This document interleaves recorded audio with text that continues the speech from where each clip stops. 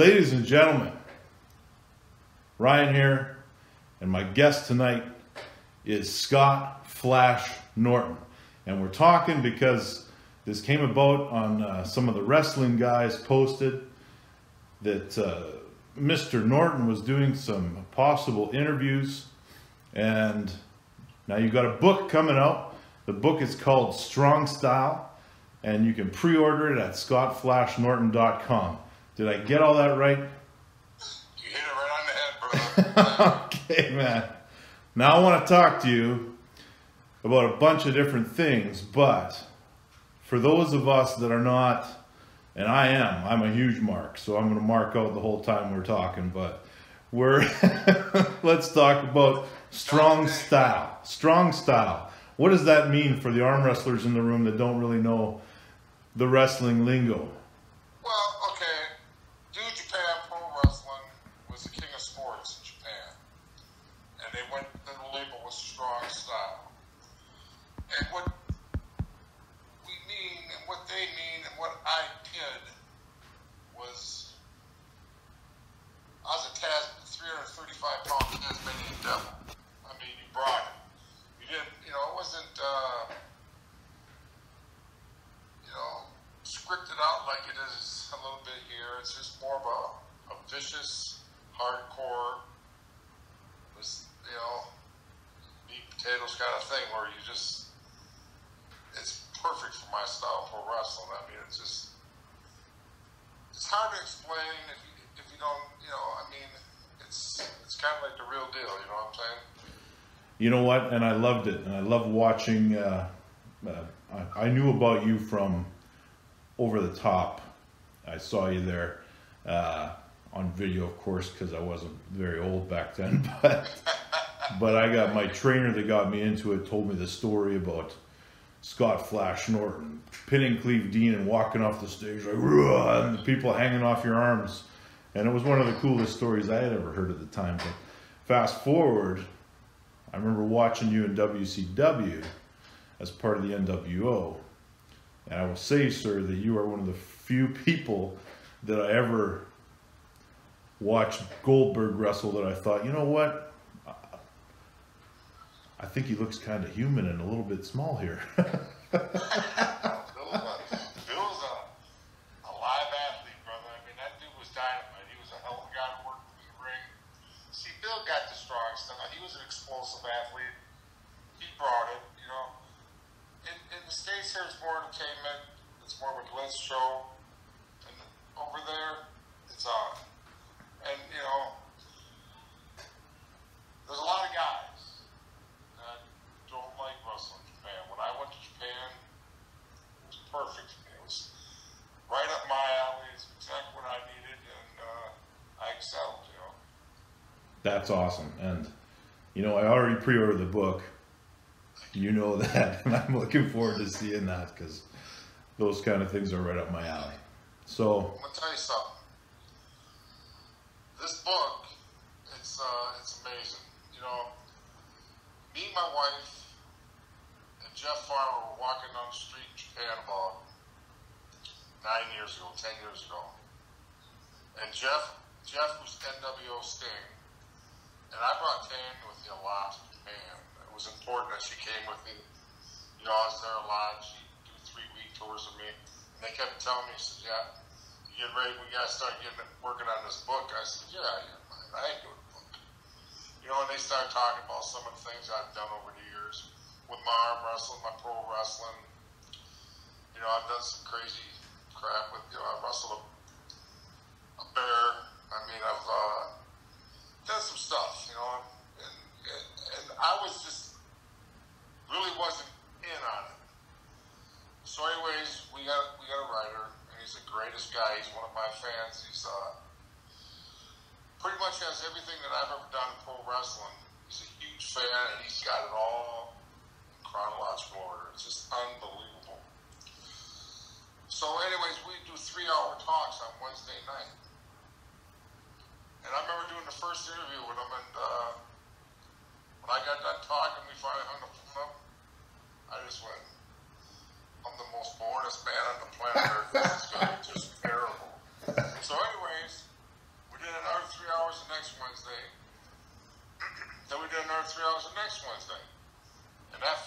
weekend, he sent me the first chapter and outline of the book, and I was floored. I said, this is great. I mean, I was kind of like, and he sure puts in a good, he tells a lot better than I do. Or, no, but it's my story. But so I got so behind it. And, we worked on it for 8 years, and it's not easy. I mean, beating Cleve might have been easier in that dang book. I'm telling you. So, you got all the guys, well, most of the guys watching this channel. There's going to be some wrestling fans, of course, that tune in. But arm wrestling. Now, I heard the interview yesterday. You talked a little bit about your history in the sport, how you got into it, and you entered the tournament as a teenager, I believe. And but the process of Over the Top, can you talk about that a little bit, like from start to finish, how that came to be and what process you had to get through to get to those finals in Vegas? Oh, well, okay. When I found about Over the Top, I was in Reno in 84. And, I was active in arm wrestling a lot, but it wasn't like it is today. Today it's phenomenal. It's more active. There's more tournaments. It's better, of course. And I would hit the tournaments, and I took my lumps along the way. I got better and better. But in 84, I started really. I arrived. I was there, and that's when I first pulled Johnny in Minneapolis, and I got him, and it was I didn't realize how big a win it was until I found out how good he turned out to be. I got him a couple more times after that, but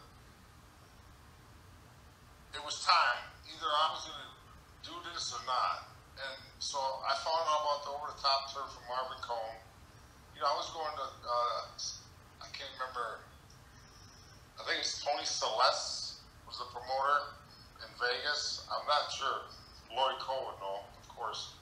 She was a big part of it. She was she was an unbelievable puller herself. But anyways, when I found out about that, and I just said, this is it.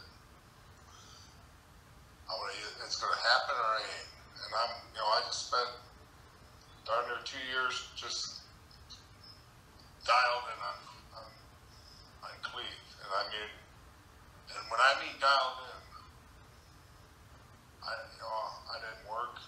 I went to the gym. I pulled out the tables at night. Went back to the gym.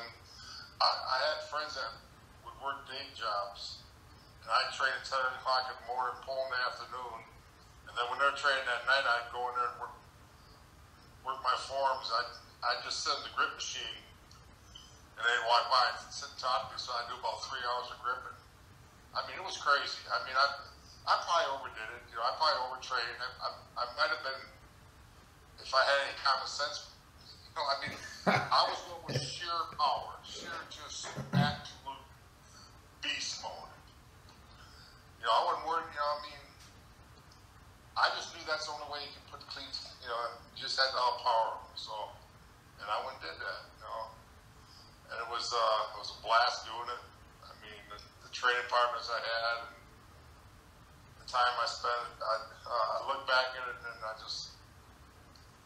miss it so much, because I left, and I wish I didn't leave, but I had to. We all gotta. I guess you gotta grow up sometime, it's not that I wasn't growing up, but I couldn't do both. I couldn't be a pro wrestler and be an arm wrestler. And just one beat up, just get too many injuries. It's just too much. Excuse me. Well, thank you, man. I appreciate it. You're looking at SB's gym here, and we got memorabilia from all over the place, including, well, if you look up at that guy right up there, you got the Over the Top poster sitting right up on the wall. Yeah, sure. And then the Hulkster up there. That's all you got the Hulkster, and I must confess, the question that the guys asked you yesterday when they said, what do you really think of Hulk Hogan? That was my question. Oh, you did it. Okay. Yeah, that was me.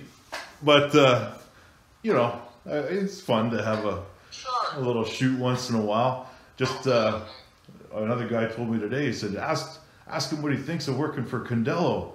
Oh, you know about that? Hey, I'll tell you something. That's one of my favorite chapters in the book. There's a chapter on Condello? The whole thing. Did you do the death tour? I did the death tour. I almost killed Tony. Twice. I couldn't believe this guy, you know, okay. You start out in the business and you're trying to find work and I get a phone call out of nowhere. And it's Tony Condello. And he says, you know, he's talking like the greatest guy in the world, you know. And he says $750 a week and we pick all expenses, room, board, you got everything. I said, you're kidding, you know, I mean, back then, that's pretty good, you know, to learn to get, you know, 9-week tour, we're going up all through Canada, you have a great time. I said, man, I'm in. So right before he hung up, he says, don't forget your sleeping bag. What? And all of a sudden he hung up. So I said, I just kidding me, right? So we get up there, and they pick us up at the hotel, and they said, okay, everybody's getting in here. And I go, in what? I said, all I saw was a school bus. They get inside the school bus, there's one bench seat in the front and the ring sitting there. And I said, this is what we're traveling in? Yeah, for now. And I go, what the hell I get myself into here? So we take off. The bus has got exhaust leaks, and I'm just sick. I'm just pissed. And the next thing you know, we just drive off into the wilderness. I'm going, what in the... No, I'm not a patient guy. You know, I was barking, man. Because, I mean, we just drove onto a lake, a swampy area. And we went over roads, and the only way they get these Indian reservations was when they're frozen to get them their gas or fuel. So it took us it took us 10 hours to go 112 miles. Which is like 10, 12 miles an hour, and you just go boom, boom, boom, and you think you're going through the ice at any time. So we get there, wrestled the first match. I wrestled a guy named Pitbull Terry Brown. He was a great wrestler. That part of it was really great. So anyways, Condello said, you didn't bring a sleep bag, huh? I said, what do I need a sleep bag for? We had to sleep in the ring. We wrestled it. I swear to God, and I mean, now I got him by the throat. I got Bulldog Braun holding my arm, and everybody says, don't hit him, Scott, don't, you know. I said, I'm going to kill this guy. I couldn't believe it. So we did this for 9 weeks. And then, at the end of the payout, when he's supposed to pay up, you know, he gave me some, you know, money here and there. He tried to stiff me. And that was on, brother. I mean, I took that little, you know, he's supposed to be like a mob guy. But you can imagine the name and everything. And, boy, I can tell you, we had a war. But it's a good chapter. It's crazy. Chris Jericho did it. And Chris said, Scott, he said, you explain that part of this book, he says, unbelievable. And I says, nobody believes me. And I says, this was crazy. How do you know about Tony Condello? Well, you know, I actually got involved with, I used to fight in MMA, like just train a little bit, and I fought for Condello at the first show he promoted. But he was doing wrestling shows, and about a year and a half ago, I helped him put on a show in Portage in my hometown, and he actually stiffed me on some money too. But I know all about the death tours, like the death tour. I mean, you got, you know, a wrestler that goes by the name of Vance Nevada. Sure. Yeah. Well, Vern is his name in town here. He works for an economic development corporation. So I don't think I'm breaking kayfabe too much. Anybody that looks at a newspaper is gonna. but he he got me involved with Condello, but he's also done the Death Tour, and so many guys have done that tour, and they all have a story one way or another about Condello screwing them over or owing the money. Like everyone from Lance Storm to yourself to Jericho to Edge and Christian, like all those guys have done it. I got paid. Yeah. At a salon, and I told his referee guys, just take me to him, because I can't. I said, you don't take it, I'm going to beat your ass.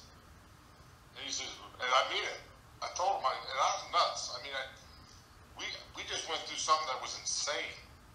So he took me there, and all of a sudden I come walking in the front door, and I mean, I felt bad for the lady. And he looked at me, he just walked over his cash with his scissors still in his hand, and he just opened up and gave me an envelope. And I said, you know, rotten son of a, you know, I wanted it, but yeah, I couldn't do it in front of the lady.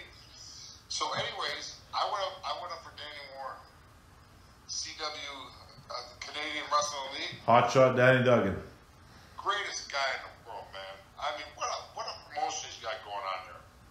So we're doing a show in Winnipeg. Tony Condello sent some goon guy to say hello to me. And I came out, I mean, I told him, I said, how old is this son of a gun now? He's in his 80s, and he just wanted me to make sure he didn't come down to the show, but he wanted to say, you know, somebody to say hello to you.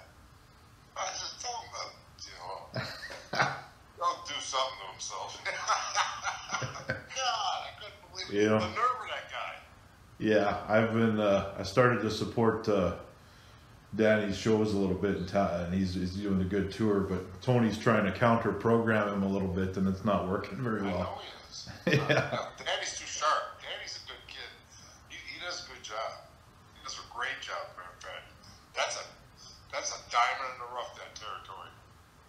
Yeah, and he's the future of this territory, that's for sure. Yeah. Yeah.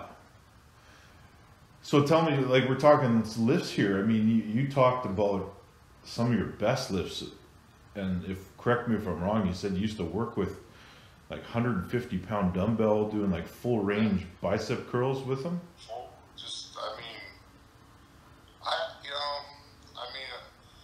We grew up strong. I mean, my dad put us to work as kids. We were swinging 16-pound sledgehammer. We're kids, me and my brother Rick. We're hard workers, you know, and that concrete, don't give up, you know, and I mean, we didn't have any jackhammers, you know, it was hard time, brother. And, you know, that's how I came around, you know, and I mean, when Hawk brought me into the gym, in the Viking gym, and I was probably there for about 10, 12 days, 2 weeks. And, you know, I mean, I had no idea what I was really doing. I was just hitting machines here and, you know, doing this and that. And he wanted me to bench with him.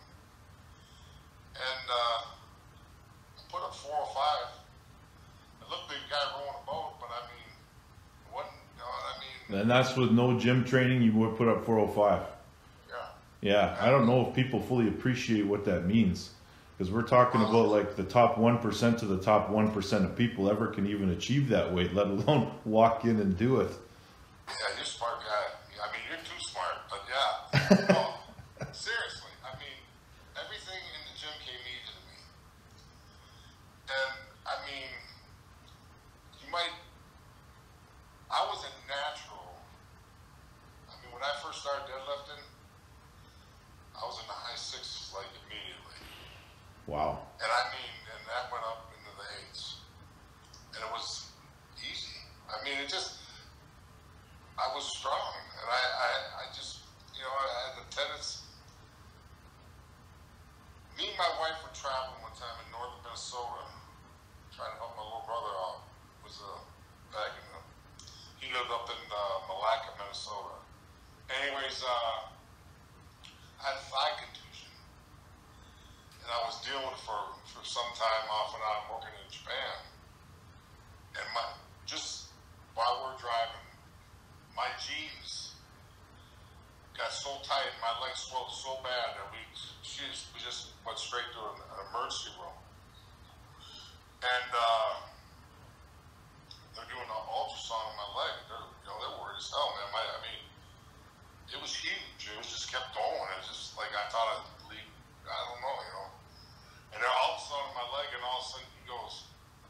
sitting there talking to my wife, and he goes, "I've never seen anything like this before."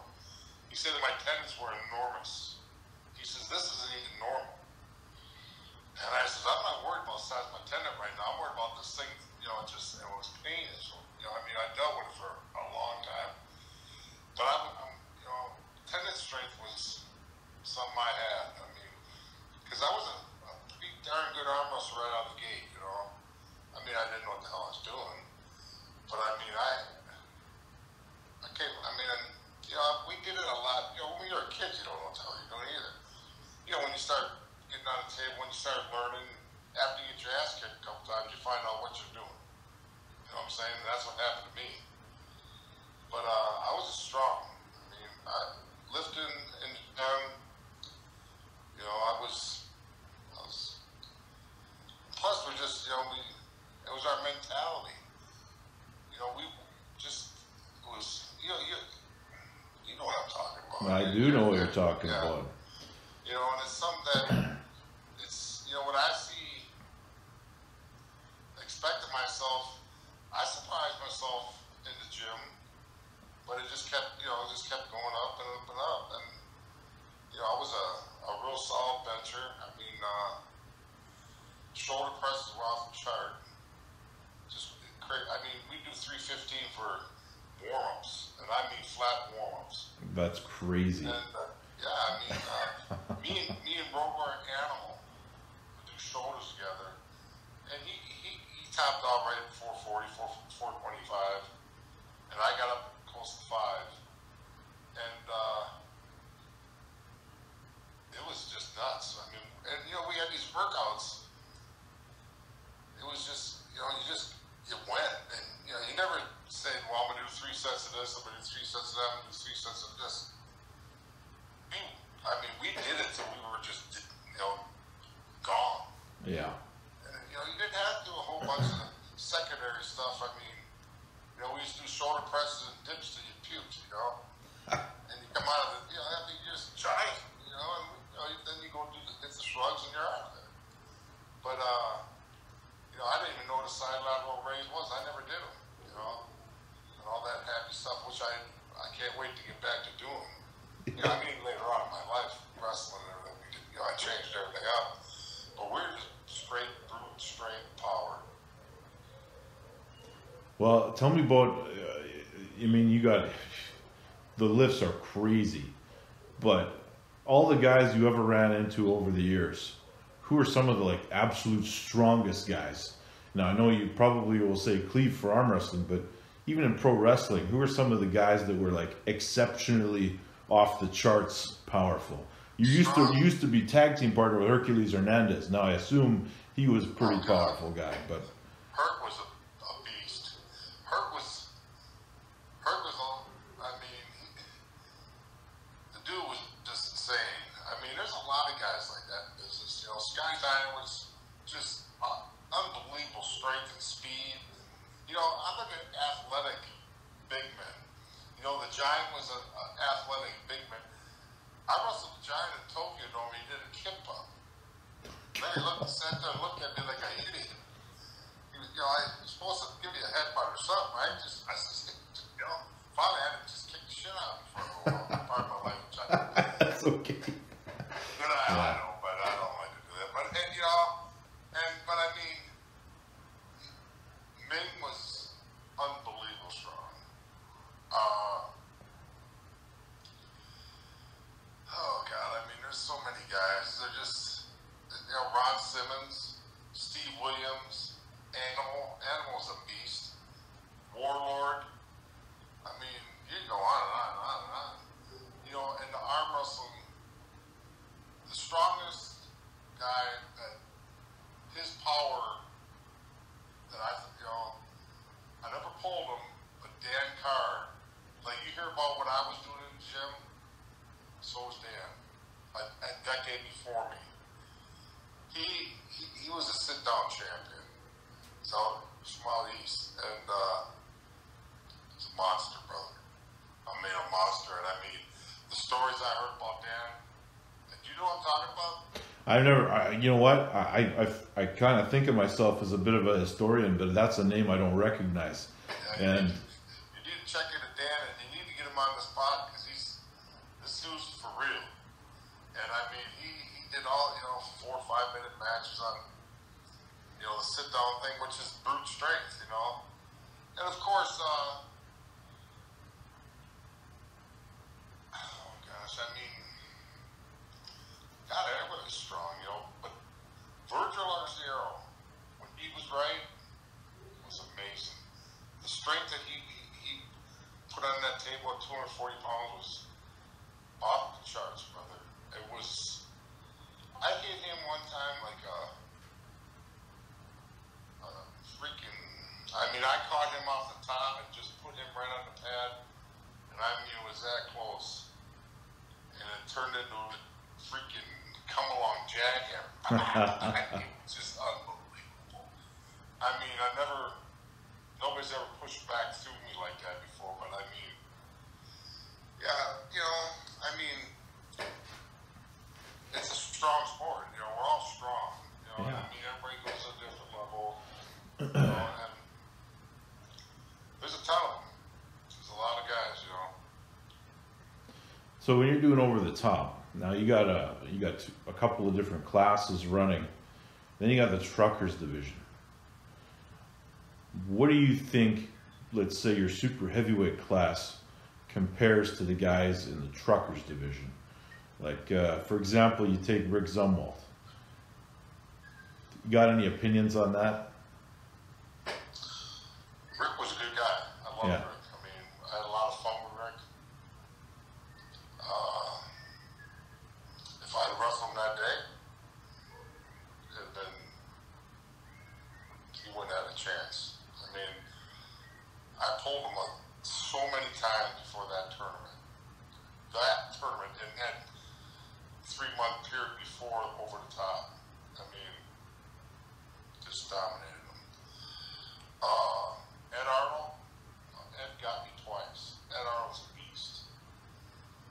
And he was the real deal. Richard Lucas, I never pulled him when we were both at our best. I guess he got me in South Dakota. I don't remember. But I do remember getting beat in a small term one time.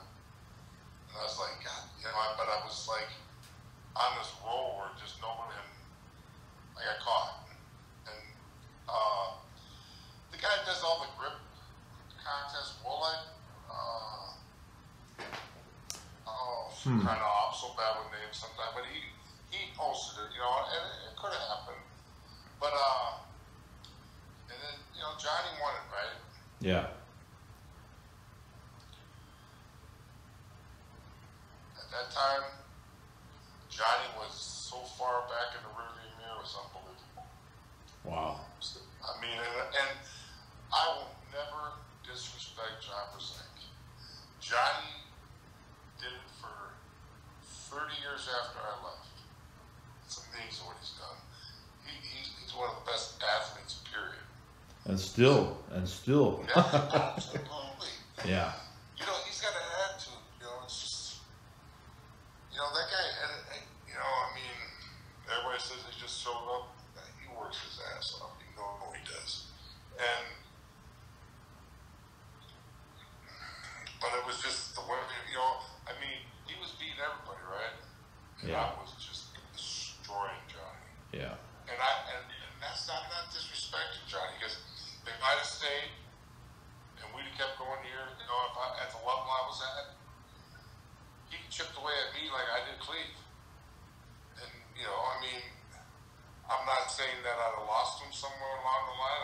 I don't want to say that, but it's been tough to keep holding him off. You know what I'm saying? I mean, he's beating everybody. I mean, it's just amazing. And when I left, I always said I'm coming back. It was something I loved. This was a sport that it was for me. Not for me, for us, but I mean, it was who I was, a personality. Just, that was it. And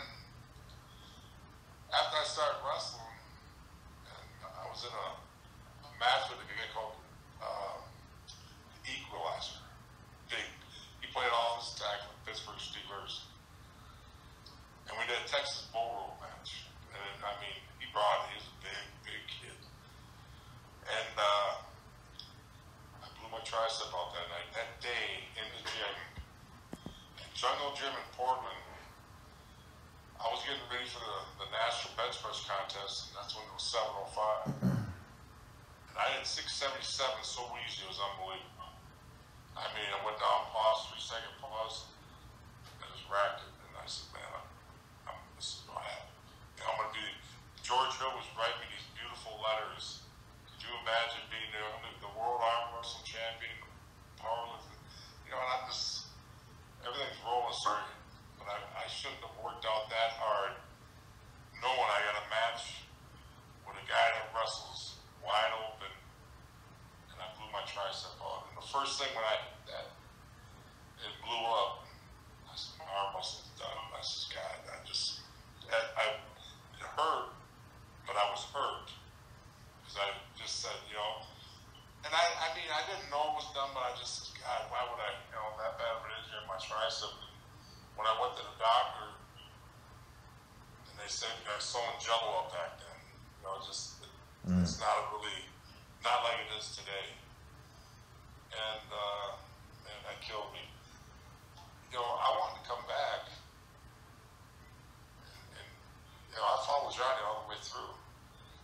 And, you know, I ran into him in Japan. He was there for a world tournament one time. Yeah. I ended up pulling some Russian right after I tore my right bicep. I shouldn't have been doing that.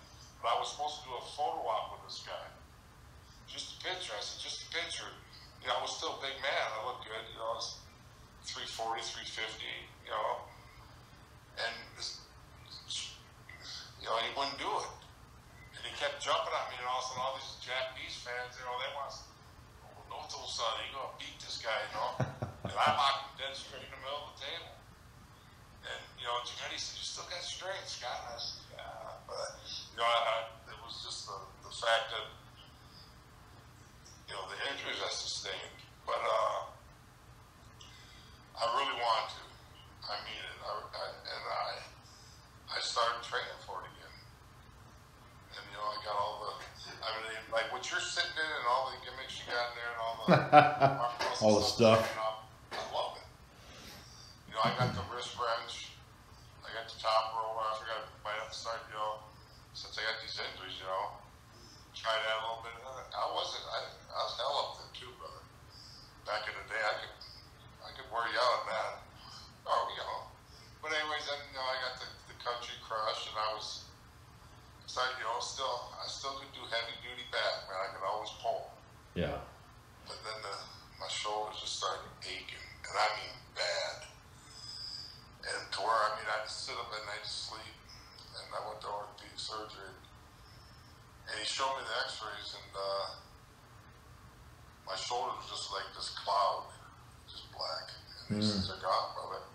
And I said, you got me kidding. And he says, no. He says, you know, we got to replace them, you know, and I'm just going. So I couldn't. And then, you know, I mean, and I was in a lot of pain training, but, you know, we always have been in pain, you know. It's that, you know, it's not the no pain, no gain thing, you know, the t-shirt, but there's a certain amount of pain you go through, and this was too much. Yeah. And then, you know, I couldn't get this, you know, I started beating up with the dumbbells again. I was getting into the 80s and stuff, and it was killing me. And it was, you know, I just couldn't do it. But I wanted to bad. I really did want to come back. Because I felt like I owed him, you know. I got him, you know, I was 54 years older than Johnny. But he was still beating everybody. I'm not going to make an excuse for him, because he was beating everybody besides Cleve, Johnny Walker, and me. But he never, I don't think he told Cleve until after. And I just, you know, I mean, I wish I could have given him a real run back. You know, because the respect I have for him, and, you know, he's a cool dude, he's a good guy, he's a perfect dude, you know, I mean, just he's a stud arm wrestler, man. I mean, just a freaking stud. And I see that, you know, and I just, boy, I'd love to do that again. I mean, that'd have been fun. All right, we're back. Yeah. Okay. Last question I got. Scott Flash Norton. How did you get that nickname? Okay. When I arm wrestled the first tournament tournament at Moby Dick's. I went there by myself because we were too young to be in bars. I was 21 at that time. I didn't bring anybody with me because I knew that my friends were crazy. We'd get in trouble. I just couldn't pull it off. And so I went there by myself, and then they saw this the next day. Oh, jeez. Technical. Don't worry. I can edit all that out. Anyway, go on. So anyways, I won this tournament. I had, maybe 8, 9 matches against big guys, And there's a dude named Clarence, the badass bouncer in town. And I beat Clarence in the final. And so anyways, the next day was on the sports section. It was right there in the Star Tribune. And it shows a picture of me, got my hand raised, and, and all my friends, what the hell, why didn't you tell us, and all this. And I told them I beat everybody, in a second and everything, and then everybody's all fired up. So I got invited to the state tournament. So I go to the state tournament, it's at the Valley Fair. And, the first 4 matches, everybody knew I could arm wrestle in high school and stuff, but nobody tried anymore. So, and I wasn't, thinking I was going to come out of high school and start arm wrestling, I just saw this tournament was being advertised, and I might give it a shot. So, I was just blowing guys off the table, and all of a sudden, buddy of mine, Eddie Len goes, "That's guy, you beat these guys just in a flash." And so he says, "That's your new nickname." He said, "We're going to start calling you Flash." Because back then they called me Hungry. So, so anyways, it just stuck. And then, so when I went to the Upper Midwest Championship, which is just an awesome tournament. It was just a really well-ran tournament. Ed White, Minnesota Vikings, he was the NFL arm wrestling champion. Steve Hill. And I went to that. And, a lot of big dudes, a lot of farm guys, farmers and country boys and guys coming in from, Montana. And, it was a good tournament. And I blew it up, brother. It was just, I thought I was the best arm wrestler on planet Earth. I was just mowing them down, not even really knowing what the heck I was doing. I was just overpowered. So I went, I know I'm kind of dragging this on, but that fall I went to the World Tournament, World Championship, and got my ass kicked. Big time. And I just was a whole nother level. It was a whole nother deal. And I was introduced to the big time. I got pretty well, but I took a pretty quick rise up to, you can't do that now. You gotta go amateur, you gotta earn your stripes and everything. But back then, you just come out of the woodwork, And when I went in around, I said, this is what I've been doing. These guys, they look beautiful to me. Oh my God. And afterwards, after the tournament, I got to meet George Hood, Virgil Arcero, Bob Olson, a few other guys, and we were pulling on a table. And they're asking me how many matches you had. I says, just pretty new at this. And they says, "God, you got some balls showing up here." And nobody really went that quick at it. And I learned. I remember George Hood. He knew I was kind of, I don't know if my feelings were hurt, but I was down. And he says, and he started working with me a little bit at the table, and he was just such a nice man. He was a powerful guy too. He's a thick, strong man, And he told Virgil, he says, a couple of years, this kid's gonna be all right. You better get him now, And, we had some laughs, and they took me in there really, I made some friends, and they kept me in touch with the arm wrestling stuff, and I started doing it, and I started rolling around, and fell in love with it. I loved it so much, and I got t-shirts I made this thing called Arm Wrestling Fever.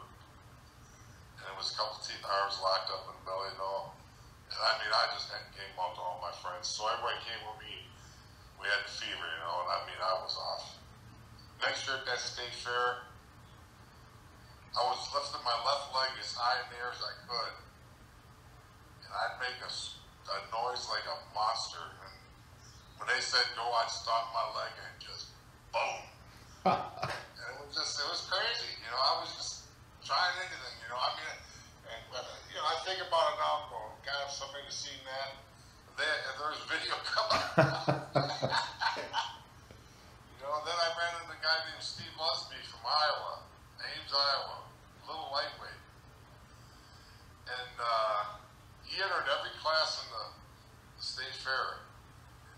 And God, he was just knocking them over, you know. And he came up with these platform shoes. You get these shoes, nobody will beat you. I got the shoes. I felt like an idiot. My brother Rick's borrowing for me next year for Halloween. He's making this big. He got the shoes, and then with his costume, he got all kinds of sprinkles on him. I said, well, I can't wear the shoes. I don't know with the sprinkles on them. Well, thank God that happened, because you know, you go through some you know, silly things you do. You know, from 76 to 79, I was trying anything I could do, but I was getting better, you know, and I was competing at, you know, when I was going in these world tournaments, and probably too early, but you know, it worked out eventually. Well, Mr. Scott Norton, I thank you so much for joining me tonight. I really appreciate you taking the time. And Man. I want everyone to go to scottflashnorton.com and do the pre-order. Strong Style is the book. And Yeah, it's going to be a great read. And, you know, I'm coming up your way. I would be doing a tour for Danny and the whole book deal and everything. And this is great for me. I need this. I need to be around it. I need to think about it more. You know, I see you sitting in that gym there, and God, you must have a blast in there. I do, every day. I mean, you must it's just fun. It's you know, and take care of it. I mean, make sure you do everything you can do. Don't cheat, you know, yourself. Just take it as hard as far as you can. Because it's, you know, don't last forever. You know, and, but you know, when I get everything straight, when I get healthy enough to start training again, I'm gonna train like an arm wrestler. I won't be able to pull power weight, but I'm gonna do that, and I mean it's gonna be fun, and I mean that's something that I'm looking forward to, because you know I can't bench no more like I did. You know, all the injuries and all the stuff over the road. You know, I mean I wouldn't trade a second of it. You know, I'm not. You know, I wish it wouldn't happen, but I could still do that. I could, you know, my former wrist 4 or 5 years ago, 3 years ago, it was, I mean, I was getting gnarly. I said, you know, I could do this, but I couldn't, you know, the tears and whatnot. But just have a great time with it, man. Enjoy it. I will. And when you were here, we're going to get together, and I'll introduce you to some of the pullers around here, and they'll probably get a lot out of that. I'd love to do that, and then we can go have a couple cold ones. You bet we will. Hey, man, Ryan, thanks for reaching out to me, man, and it's a great deal with me. I mean it. And let's stay in touch with this, and best of luck with you in your career. Just do the work. I will. Thank you, sir. Much appreciated. Thank you. My pleasure. Man, I'll tell you what. I've enjoyed it more. All right, brother. Seriously, it's a lot. Thank you. Okay.